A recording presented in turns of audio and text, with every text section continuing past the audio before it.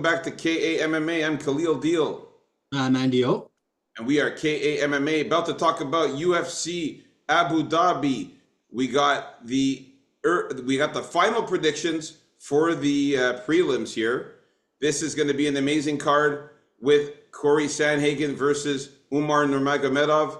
And we're not going to waste any time. We're going to start it off right away talking about our thoughts, face-offs, and final predictions for the prelims. Starting it off with. All right, so we're starting it off with Cedric Dumas against Denis Tululin. Yeah, so I don't have any changes this card as far as my picks go. I'm still going with Cedric Dumas here. I still believe he has to stay away from Tulin at the beginning, keep him away with kicks, and then use his ground game. You know, he's superior to him down there. He needs this win. He needs to beat Tuludin. Go get it. Dumas for the victory by decision or sub, but probably by decision. All right, nice. So definitely got to agree, man. First off, Cedricus Dumas is a real gangster, man. This guy's got tattoos. He's got a tattoo that says Hood Wolf on his stomach. Like, he's got face tattoos.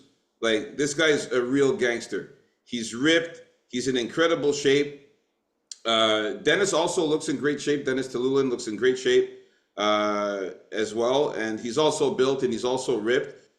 He's also a bit more muscular than Cedricus Dumas. But Cedricus is more cut and he's more ripped. They both look very serious and they're ready to fight. I think Dumas is going to be the quicker fighter on the feet. I think he's going to be the better grappler. And I think he's going to be able to take Denis Tululin down and use his ground game and get the win here, man. So I got Cedricus Dumas winning by KO or submission in this one, man. Nice. Okay, so we agree. Picks stay the same. Next, we got a Jay Aber and Rolando Bedoya. All right. A real deal for this one. All right, man. So for this one here, man, I was going back and forth again. I told you in the early prelims I picked Jai Herbert, and I think I'm going to stick with Jai Herbert in this one, man. I think I'm going to stick with him here. Jai Herbert looks really good.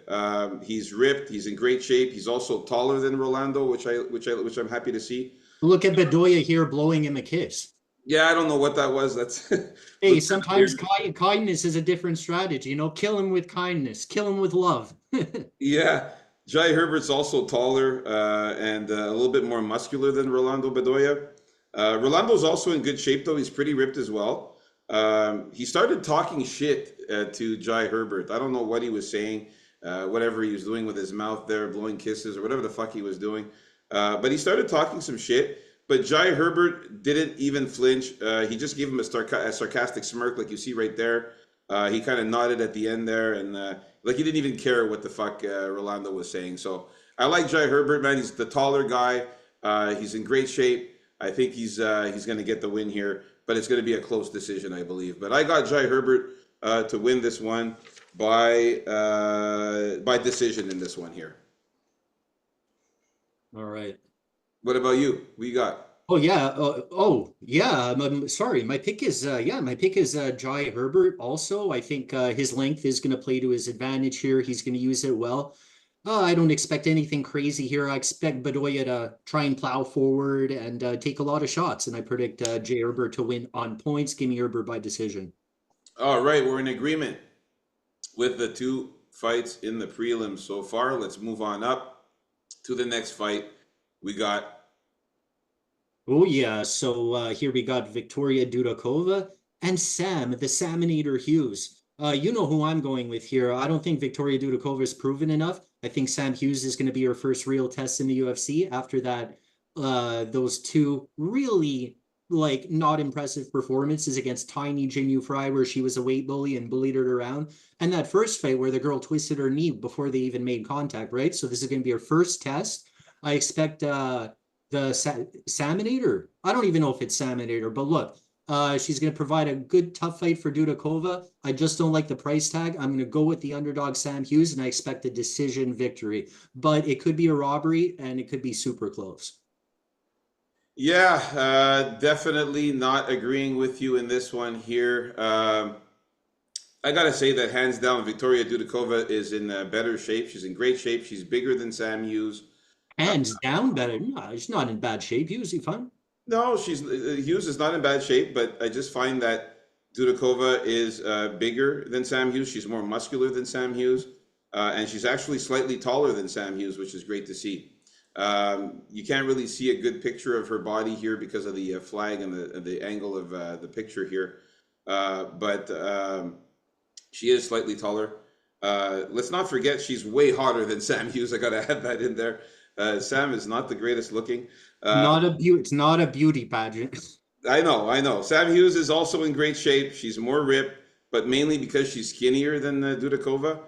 And I think that Dudikova is going to use her takedowns in this one, man, to get Sam Hughes on the ground and use her wrestling and her size advantage here in this one to get the win. So I like Victoria Dudikova to get the win here by decision. I think she's just going to be a little bit better than Sam Hughes. You know, Sam Hughes. By the way, they call her it's Sam Page. By the way, Stories. Sam Page. How could I forget? Yes. but I just have to go with the youth, man. You know, Dudikov is 25 years old. I'm not saying that Sam Hughes is old, but she's 32. Oh, she's the old bitch here, man. The old bitch. I mean, she's almost got as many losses as wins. I mean, she has 8 wins and 6 losses. And I got to use a quote from my boy Andy O. Those losses come from somewhere. So I got to go with Victoria Dudikova, who's undefeated, baby. 8-0, the prospect from Russia in her hometown. Let's get it. I got Dudikova winning this one by decision. All right. All right. On this one, let's move on up. Next, we got a Guram Kudaladze against Jordan Vucinic, my underdog pick of the week. And correct me if I'm wrong here. Vucinic looks taller than Guram, doesn't he? He does. According to Topology and a couple others, they had Guram at 2 to 3 inches taller. Here, I don't agree with that. I'll tell you something. I think Guram was taller, but he's so broken down now that he shrunk a little bit. That's the reason. That's the reason Vucinic is taller than him. I'm telling you, the guy's been through a lot of injuries. The guy barely fights. You may think Vucinic is coming off short notice, and that's going to be a problem. I really don't think so. I think he's going to be too much pressure for Kudaladze. I don't think Kudaladze really understands what he's getting into. I predict this fight is going to go over 1.5, probably over 2.5. But give me Vucinic with the sub victory if it does not go to decision. All right, all right. Man, holy shit, I have to say that Guram Kutladze is fucking shredded to the gills. You can even see it a bit on the side here, man. This guy is so fucking shredded. He's ripped as fuck, and he's pretty muscular. He is skinnier, though, than Jordan Vucenic. Jordan is bigger, and he's thicker in body mass and size. He's tatted the fuck up, Jordan, man. My God, you can almost barely see any white on him there. Now, he's also got the face tattoo. He is a bit taller than Guram, I noticed as well.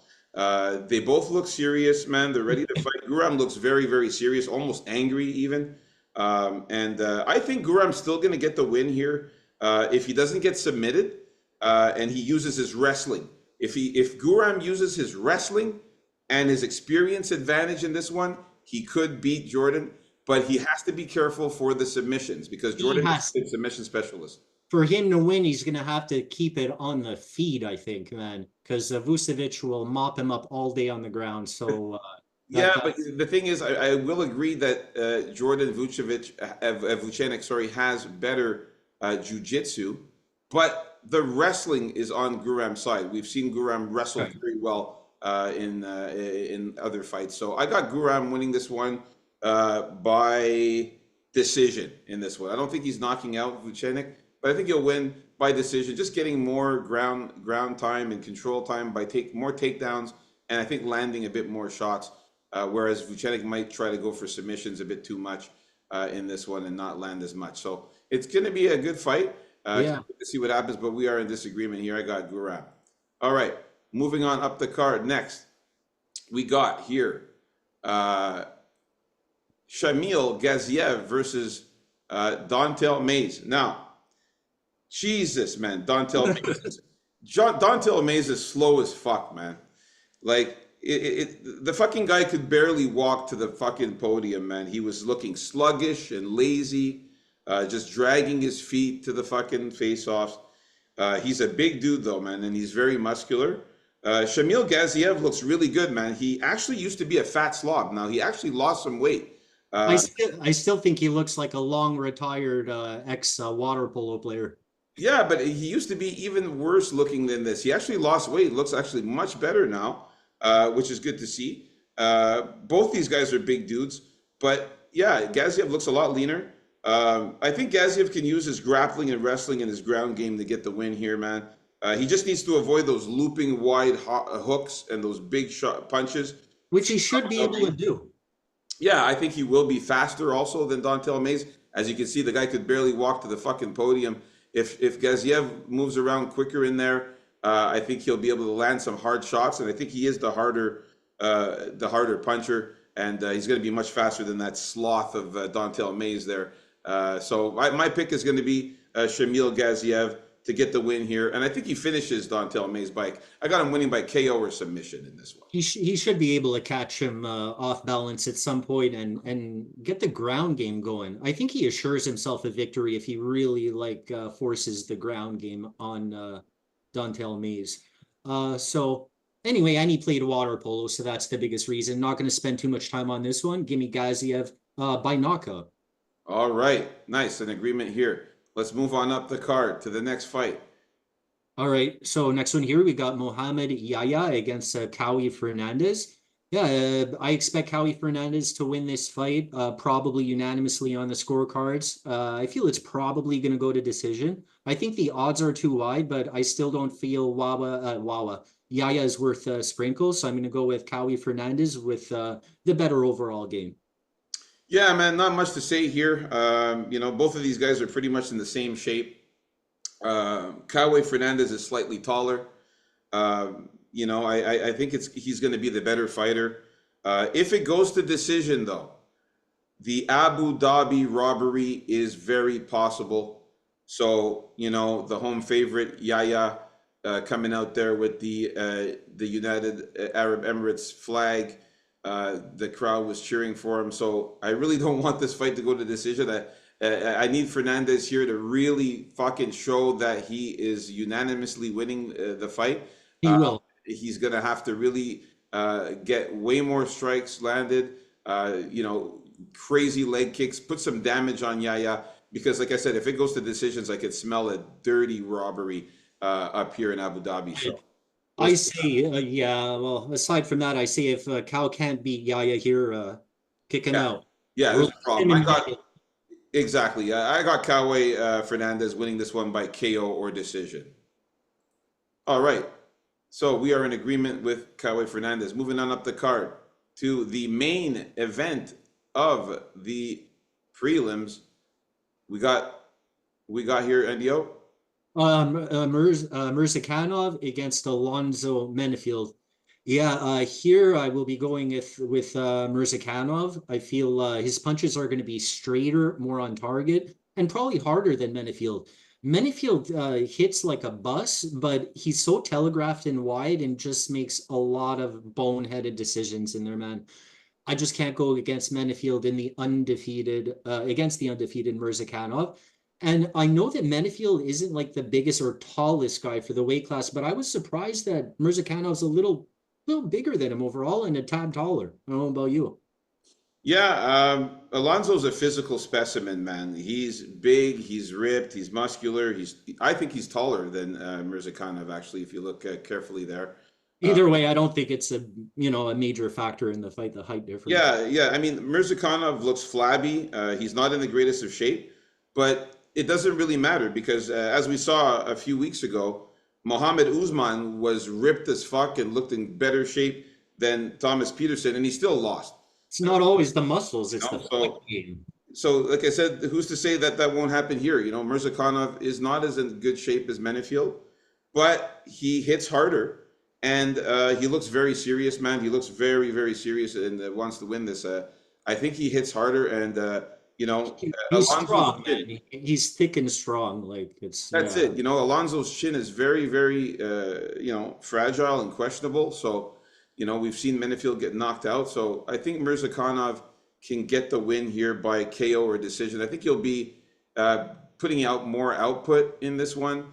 And even though he's not as in good shape, I think he can still get the win here on Alonso. So, yeah, I got to go with Mirzakhanov by KO or decision here. Nice. So there you have it, folks. This All right. are final predictions. Everyone, don't forget to love and subscribe. That is right. Our final predictions here for the prelims, our thoughts and face-offs. Coming up next is going to be our final predictions, thoughts, and face-offs for the main card. So stay tuned, folks. Coming up next.